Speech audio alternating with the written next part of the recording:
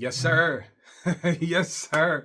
Welcome back to the channel, y'all. Thank you once again for tapping back in and joining me on another one of these fight videos. So, I truly appreciate you spending just a little bit of time with your boy.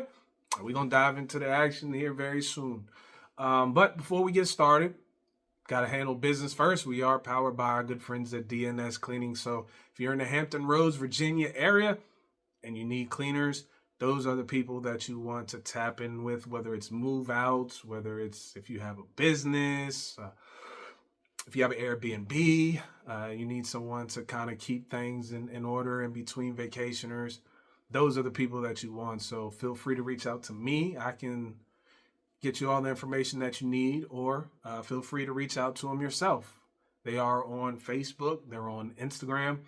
DNS Cleaning Services, LLC is how you get in contact with them.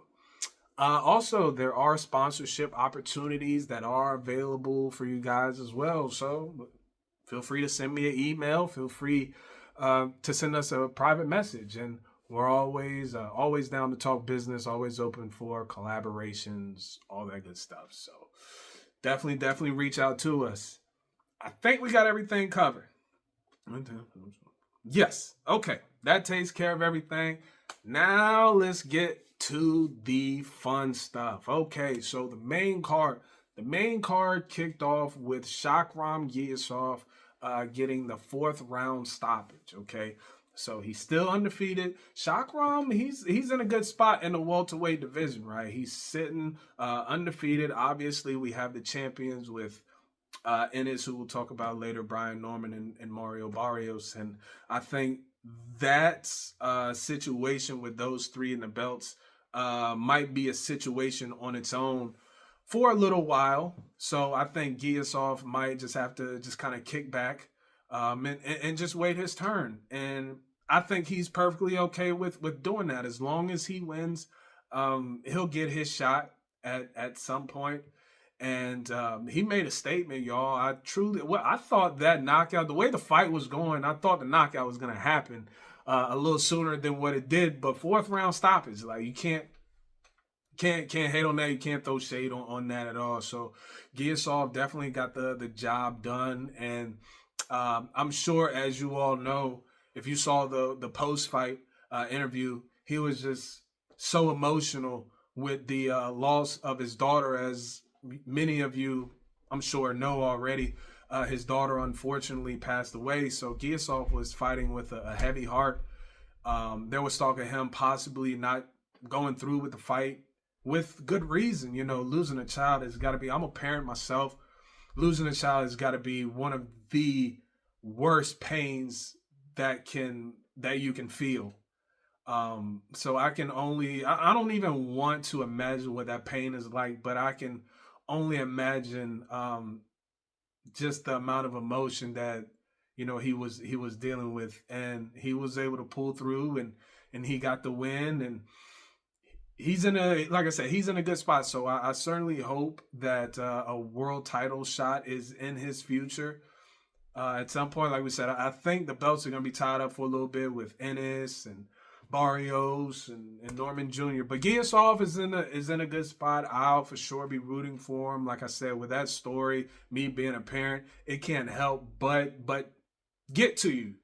It can't help but get to you, because if you're a parent, you know how much we love our kids, and for one of your children to go before you has got to be one of the absolute worst pains ever imaginable. So I'm definitely rooting for Shakhram Giyasov. Like I said, I don't want to beat a dead horse, but I hope everything works out for him. Prayers to him, his family, all that stuff. So, but as the night went on, the next fight that we had, Omari Jones, 2 fights, 2 stoppage wins. That's all you can really ask for. He continues to make a statement, y'all. I mean, 2 wins, 2 knockout victories, right? What better way to start your professional career off than to have 2 stoppage victories? And that's how this young man's career is starting to play itself out.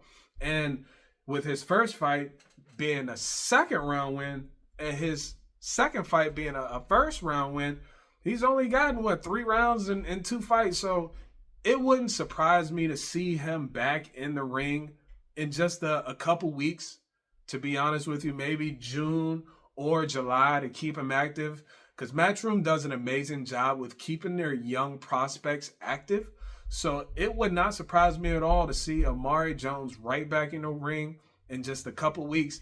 And when this year is out, we're looking at Omari's record and saying, man, he had 5 fights this year alone, maybe even 6 fights. Who knows? Only time will tell. But I can definitely see a situation where Matchroom just continues to keep him active and just keep having him showcase his talent. And the placement, if as far as his fight, where it ranks on the card, that should tell you how much they think of Omari Jones, because you had the main event, you had the co-main event, and then you had Omari Jones. So that should tell you he wasn't on, before the bell. He was placed on a spot on the card where there'll be majority of people that are going to be attending the fight and watching the fight. We're already locked into the fight. So we're watching Omari Jones as part of the action. So ever since really he's been signed with Matchroom has had him, whether it's on a spot like that on the card, or on a good spot on his debut, in Florida, or it's just doing commentary before his debut. They've kind of always had Omari Jones kind of in the face of the public in one way or another, with good reason, because he's supposed to be one of the next up and coming guys. So Matchroom has done an amazing job with Omari Jones so far. So only time will tell to see where his career goes, but so far so good, on the right path. And like I said, it wouldn't surprise me to see Omari Jones right back in the ring in just a couple weeks. And if that happens, we'll have all the news. We'll have everything all up to date on who he's fighting, where he's fighting, all that good stuff. So make sure you stay locked into the channel so that way you can find out what's next for Omari Jones. And then we had the co-main event was after that. Raymond Ford now, I believe this is his second fight at 130 pounds. He had that fight with Nick Ball, and after that, he's now at 130 pounds. So he had a unanimous decision win over Thomas Matisse. He won every single round on all 3 scorecards. So that should tell you something, because we've seen some of these scorecards recently, and they've been absolutely diabolical. And we're sitting here asking questions like, how did you come up with that score if y'all saw the same fight that we saw? So to have every judge give every single round to one fighter, that should tell you about the level of performance that Raymond Ford had. Even though he didn't get the knockout, to me, if you're able to win every single round on every single scorecard, that shows dominance also. So yeah, he did what he had to do. So now I think Raymond Ford is going to be kicking back and paying attention to May 28th, y'all, because there's going to be an IBF title matchup between Eduardo Sugar Nunez and Mansouri Rikishi, okay? And I believe the winner of that one might be Raymond Ford's next opponent. So that's what they were discussing on the broadcast. That's what I'm hearing, more and more of how this thing could possibly play itself out. So like we said, in May is going to be that title fight that we want to keep an eye out for as far as Raymond Ford's next opponent. But yeah, Raymond Ford, he did his thing and he got his victory, and on to the next for him. And lastly, of course, we had the main event. Jaron Ennis, he got the stoppage win. He was impressive too, against Stanionis. Handing Stanionis his first loss. So Stanionis is now 15-1, I believe. And Jaron Ennis just continues to do his thing, and he's still undefeated. He's now the unified WBA, IBF, and Ring Magazine welterweight champion.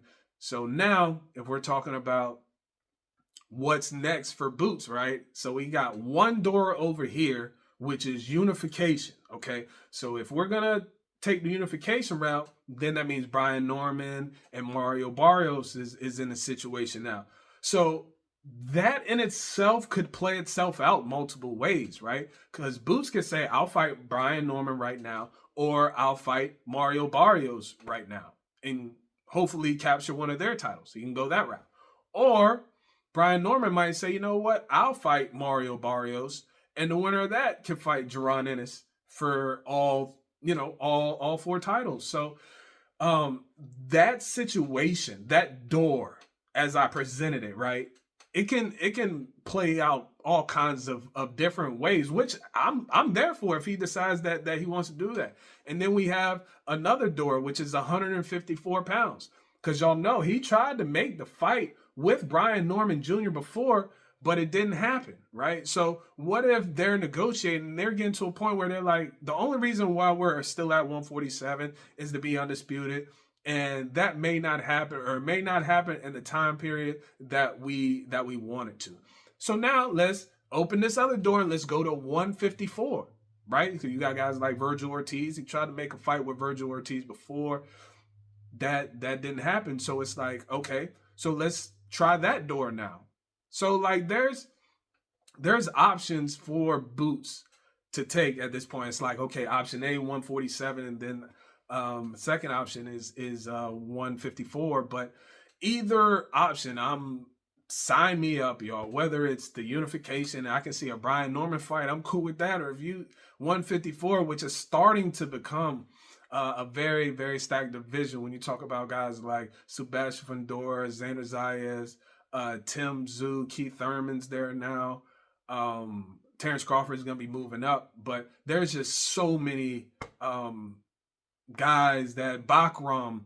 So there's just an abundance of talent there. So big fights will not be a problem for Jaron Ennis if he decided that he wanted to go to 154 pounds. So like I said, either route, I would be all for it, as a fan. But yeah, Jaron Ennis was definitely impressive in his performance when you talk about the body punching, the combination punching, the jab, the power punching, the defense. My man put on a master class. So shout out to Jaron Ennis on his performance. We'll see what's next. And whatever's next for Boots, make sure y'all stay locked in, because y'all already know we're going to have all the social media platforms updated on what's next, for the new unified welterweight champion. So only time will tell. But thank you all once again for tapping into the video. I'm truly grateful for you all. For the homie, for the man Sugar Ray, I'll see y'all later, dog. We out. Peace.